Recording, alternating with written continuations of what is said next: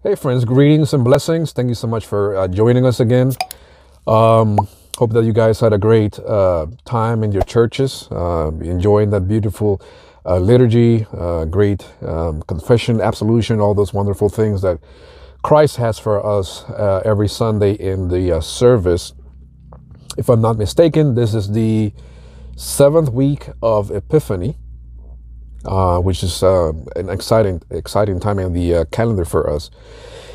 And so, yeah, time with your families, your wives, your husbands, and whatnot. I hope that everything's going fine with you guys. And so, I wanted to speak. Well, let me go back a little. Last night, I had a video recorded, kind of addressing some of the very unfortunate things that James White, the very popular Reformed Baptist, apologist, cultural commentator more than anything as of late, and we'll get into that later in the video. And so I wanted to make address that a situation that happened with him. I think it's 2 weeks ago or so, where Flame, this very famous, famous to most of the world. I didn't know. I'm not big on the hip hop world or the rap world. I'm not much. I love music, but having two young babies and a full-time job doesn't allow the time to really invest in what's going on in the culture and the music and whatnot. But he's a very popular hip hop artist. This is what I'm told. Evidently, he was a former Reformed music artist that, as of late, well, not so recently, because the man has done seminary studies at Concordia. I believe it's Concordia here in Indiana. I'm in Kentucky, by the way, so that's like a neighbor state to us. And so, very notoriously, most of the people in the Reform world would know, and the Lutheran world as well, would know that he finished his degree. He's a MDiv, if I'm not mistaken, a theologian in his own right, and he cranked out this video, or not this video, this music CD, where he is, he's pretty much dissing or saying some things about Calvinism, which was his previous theological school, if you will. And he's saying some things there that obviously Calvinists didn't appreciate. And then he had this very famous conversation / interview with Dr. Donald Cooper. And it was all uploaded in the video, and there's a lot of comments and a lot of commotion, people left and right talking about it and whatnot. And so obviously, James White had to insert himself in the conversation, made some unfortunate comments, and I decided to put away that video that I was referring to that I started doing last night. I was in the editing process, and I realized that I had said some things that were not necessarily very accurate, and I wanted to take it back and do a better job with that. But fortunately, last night I tend to listen to a couple podcasts before I go to bed, and a friend of mine, very dear friend of mine, decided to point me to some videos that Dr. Cooper had recorded, as far as a response to Stellman, who was he was a Presbyterian. Now we know that he has apostatized from the faith completely, but back in those days he left the his Reformed duties as a pastor. He renounced all of that, and he became a Roman Catholic. And so, in listening to this podcast and going through the Facebook group discussion group that Dr. Cooper has on his page, I came across this interesting video, which is it was called "Why Are the Young and Restless Calvinists Leaving That Culture?" And so I listened to it, and I thought it was just great. And the thing that called my attention the most was in the latter part of the of the video. He was talking about, first he mentioned that Calvinism is a great segue for people that are coming out of a more evangelical, kind of soft the soft kind of mystical side of Christianity, and that a lot of people appreciate the fact that it answers a lot of the questions that you could have as a young man. You can fight for. There's a lot of logic and reasoning behind that. A lot of, as I said before, answers to questions that most of us had, including myself, back in those days. Although I'm not from this country, so I was a little limited in that aspect. And so in that sense, it was very attractive. But the last point that he made was that many are leaving let's say the Calvinist Reformed Baptist world. I call them the Tulipians, if you will, and going to a more confessional and more reformed side of Christianity. Because, and Dr. Cooper said very appropriately, because as you start to age and you start to get off of these, stage cage and the anger and this desire to fight as a young man, you start seeing that not everything is black and white. That especially in Christianity, not everything can be explained. Not everything makes necessarily a lot of sense. Although, of course, we need to use our common sense, our brains. But there are certain things in Christianity that you simply cannot put two and two together. That's simply the way it is. And he also noted that there's like two currents, if you will. One is going towards so you have the Calvinists as a whole.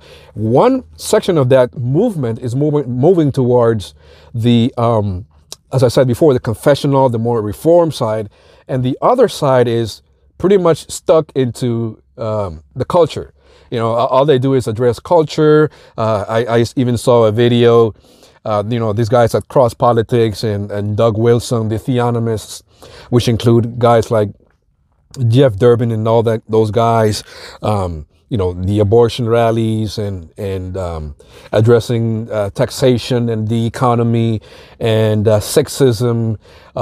Even now, a guy that's coming out of the Jeff Durbin's ministry, I forget his Pittman, Marcus Pittman.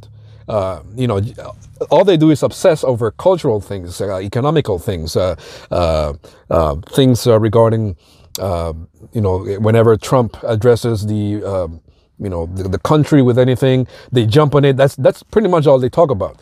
And I really appreciated that commentary because it kind of explains why they act the way they do.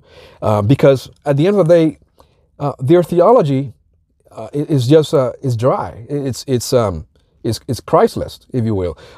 They obviously don't have the same sacraments that we have as Lutherans.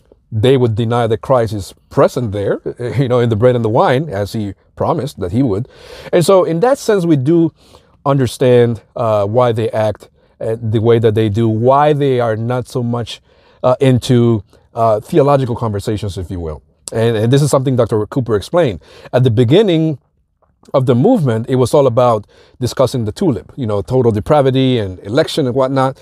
But as time moved on, they move on from that. There's nothing more to argue. The fight is gone. And so they move into cultural things because, as I said before, it comes to a point where, like, what is the point? There's nothing there really. There's no substance there really. It's Christless. That's just the way it is. They don't go into their confessions. They don't really catechize people. Their emphasis is not on Christ per se. And even if you read more, let's say the hardcore theonomists, they are really more. They'll even come out, and I read an article, and I think I posted it in the last video I recorded. They're more into, they'll go as far as to say, you know what, you have to make preaching politics and economics a priority in your church. This is what you are commanded to do as a pastor. And it doesn't have to be in the second service. It has to have a place of priority and preponderance. I just chuckled to myself. These people, and they'll say even salvation is a work of God. Don't worry about that. He'll find a way to do it. And then he said, if you have to preach the gospel, X amount of times in the year to someone in the church, they're not Christians. You need to move on and go to bigger things. Those are the smaller things of Christian. And I was just looking at it. It's just an amazing. And so full disclosure here, as I said before, I think I said it in the beginning of the video, I used to be a big a big fan of James White. So I need to give you some context because I'm not American. So you need to understand the country where I'm from is 85% Roman Catholics. The other percentage, which 15%, will be more divided into different denominations. Like you have Jehovah's Witnesses in my country, which is a small section. You have the Adventists. But then obviously the bigger groups would be, I would say with good reasons, it would be the Baptists. Now there's a very small movement of Reformed Baptists / Presbyterians in this one church that I used to attend when I was a young man over there, obviously many years ago. And then you have obviously the Pentecostals. They just run they're the majority, of course, because all the emotionalism and the mysticism, it seems to grab people's imaginations very well. And of course, you go into a poor country like my own and you start preaching prosperity, you're gonna grab a lot of attention. So James White in that sense was very helpful because it gave you a very logical, a very strong arguments against all of the nonsense that was going around. And I remember back in this time, I also became a big fan of Mark Driscoll because he made Christianity and Calvinism, he made it cool. And the way that he appealed to young men, it was, get a wife, act like a man, these kind of things, especially in the culture where it's pretty much feminized. You can appreciate that a lot. And so, as I was explaining in many of the mini series that I did for the Wittenberg Project, I think I did so far I've done 3 videos explaining my background and so forth. So this is how I started. I started as a Baptist. This is where my parents took me to, and then I spent the majority of my life, let's say 25 years, being a Calvinist, but Reformed Baptist by default because I just didn't know any better. There is no such thing in my country as an evangelical or a Baptist explaining or defending infant baptism. That just simply doesn't exist. That's considered to be, in my country again, a thing that Roman Catholics do. So it's simply not even discussed. That's just a big no-no. And so 20 years in that movement, then I come to this country, and I remember a friend challenging me and saying, you cannot be a Reformed person if you don't believe in infant baptism. And this got my wheels spinning, and I did my research and whatnot.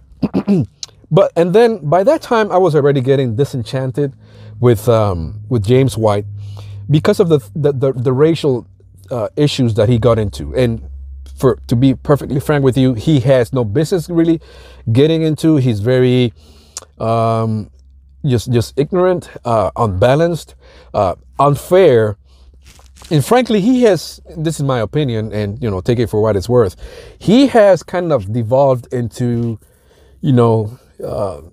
just like an old angry, bitter guy just complaining about culture and the things that he sees around as the world is changing around us, and just kind of lost hope, just critiquing. It's almost like, no disrespect here, but it's almost like when I go and hang out with my father-in-law and he's just, talking trash about the culture and things were not like this before, and get off my lawn kind of attitude.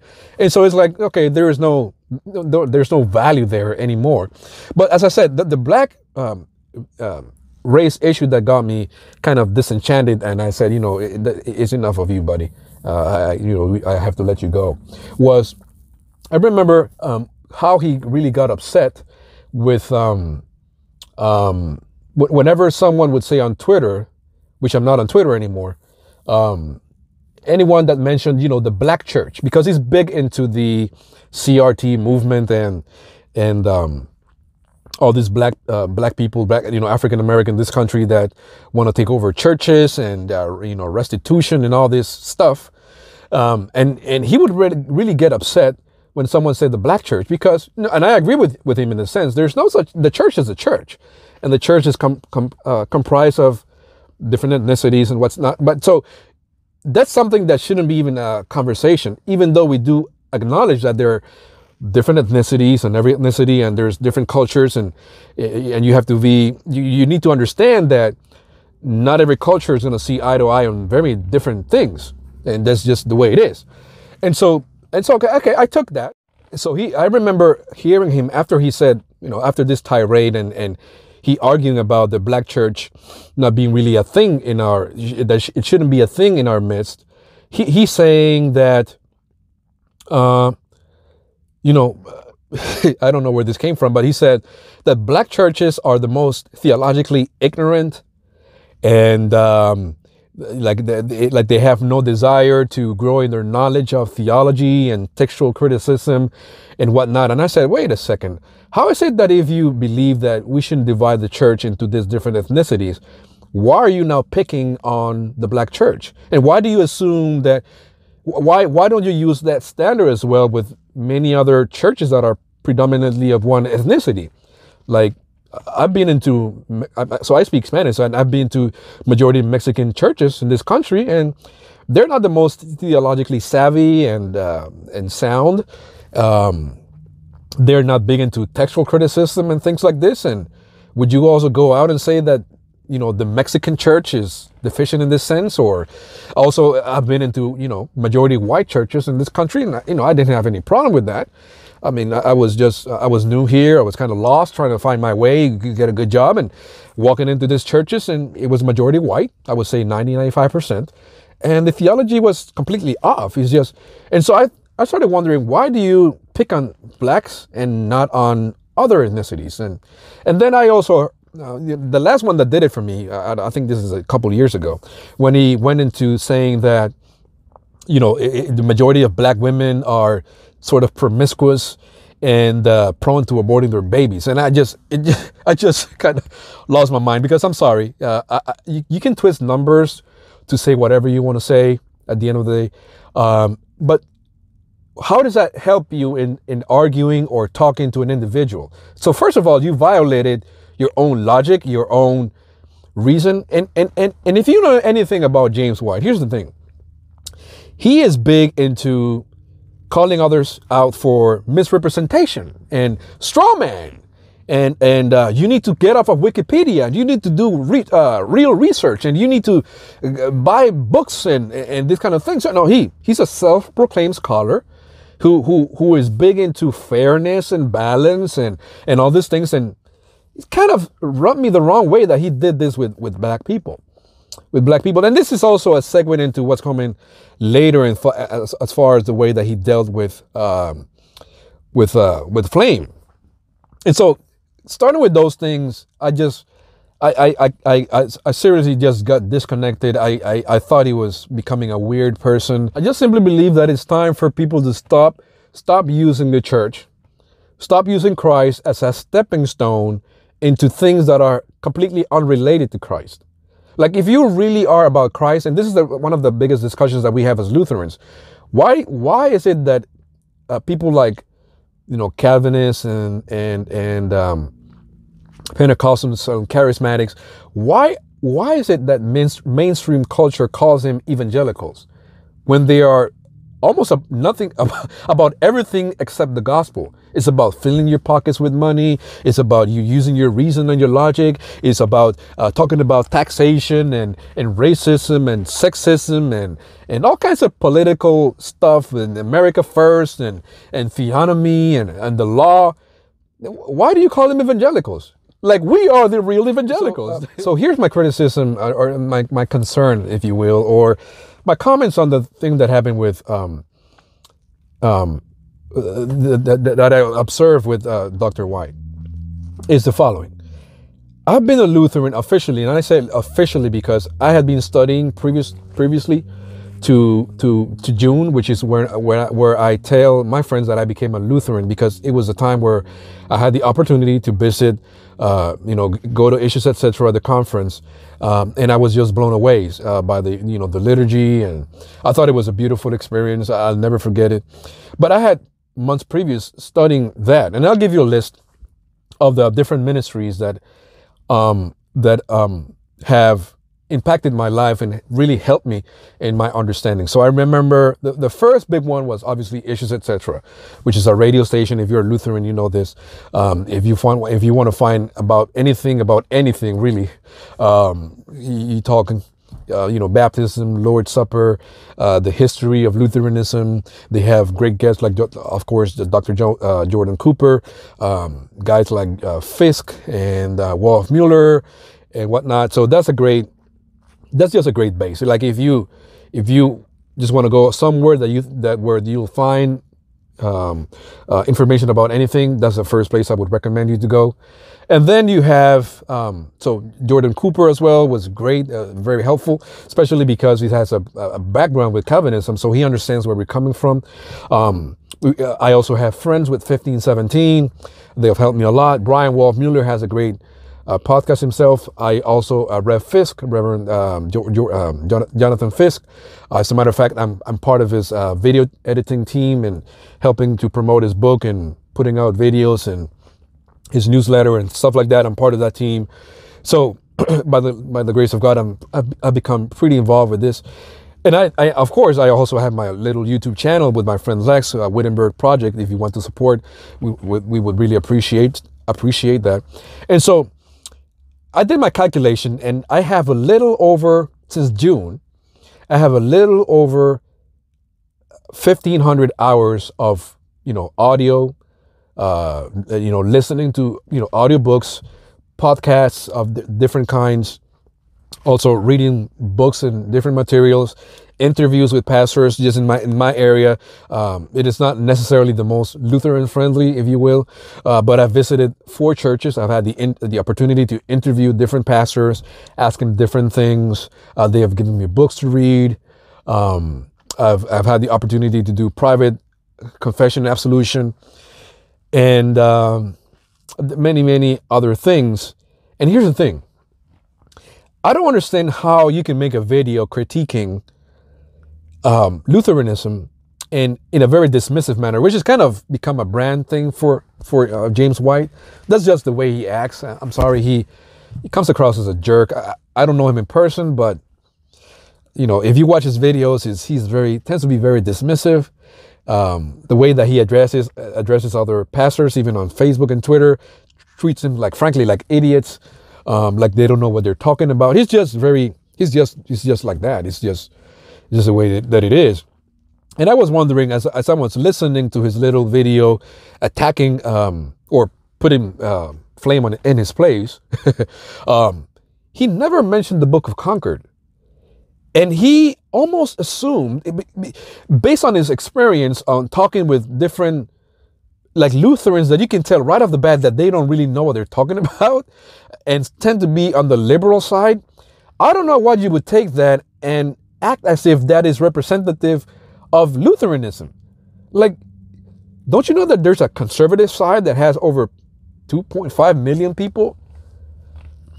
How is it that you never mentioned the Book of Concord?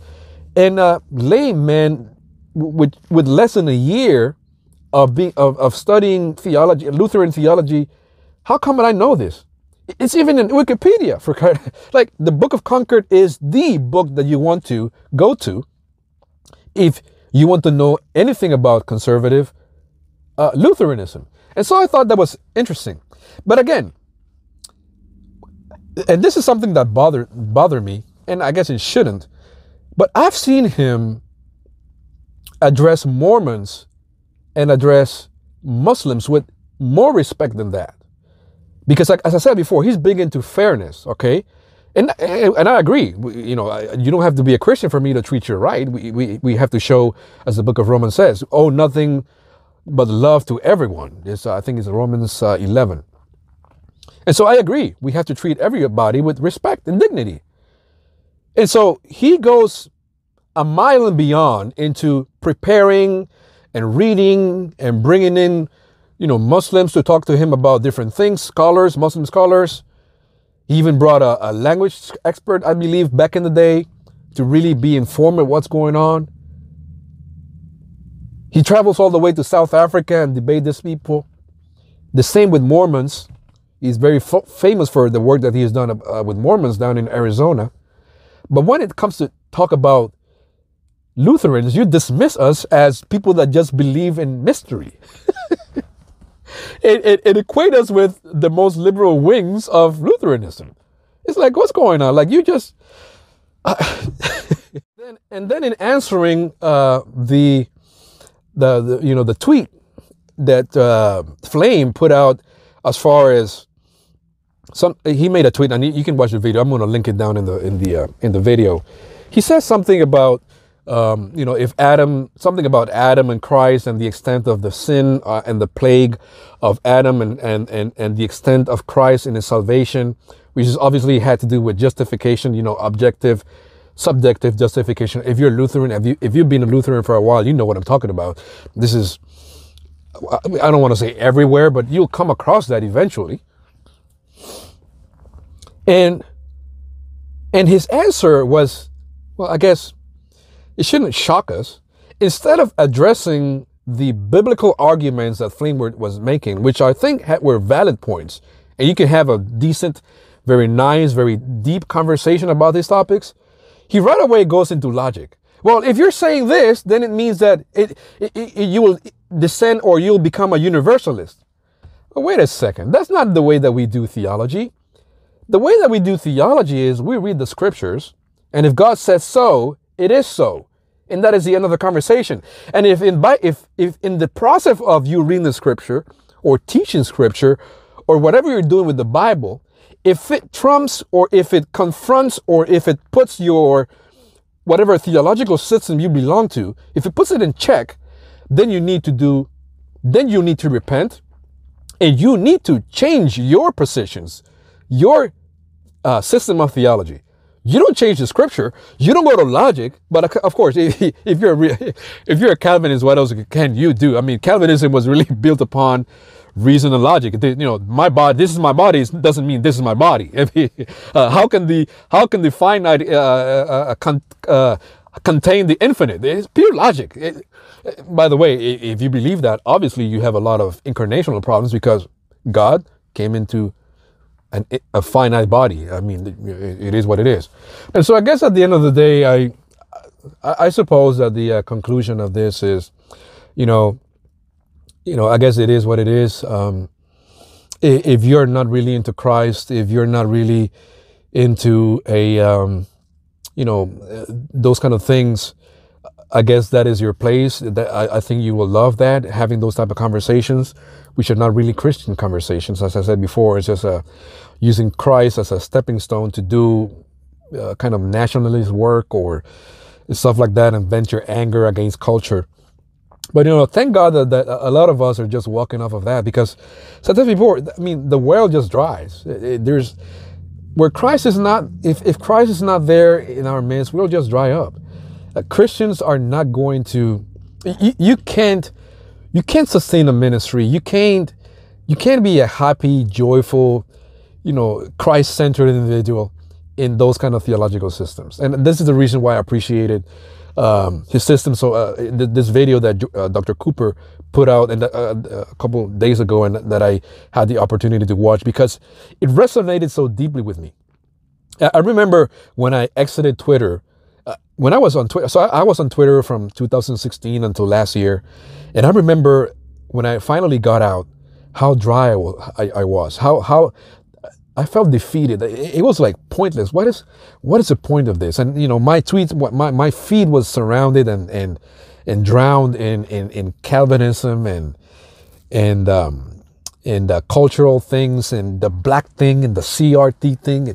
And at the end of the day, you just like, what is this? And looking back in hindsight, this even affected my marriage. It affected my spirituality. I was angry and bitter all the time, and it's hopeless. I didn't have any joy really. And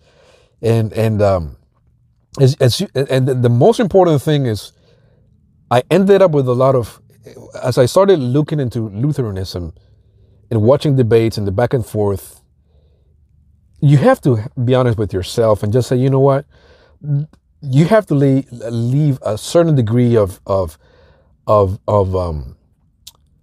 space for mystery and paradox. There's nothing wrong with that. I mean, someone said it, that the day that you can fully understand God and put him in the little box, and I don't say that in the sense of what the evangelicals would say, because they'll just go nuts with that. But I'm saying in the most positive, most conservative, confessional sense that you can.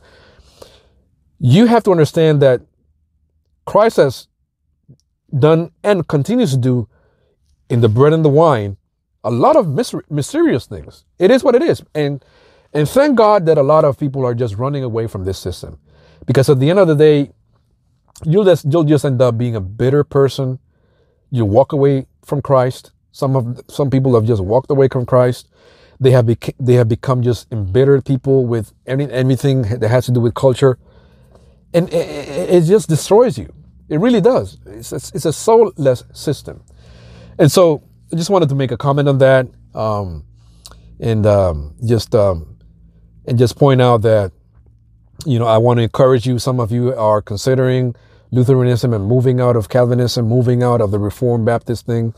I do understand that not all, Presbyterians are a different animal. They're not, some of them are more confessional, more into Christological things and liturgical and whatnot. So I'm not addressing you guys, but I thank God that, it seems to me that this movement is dying.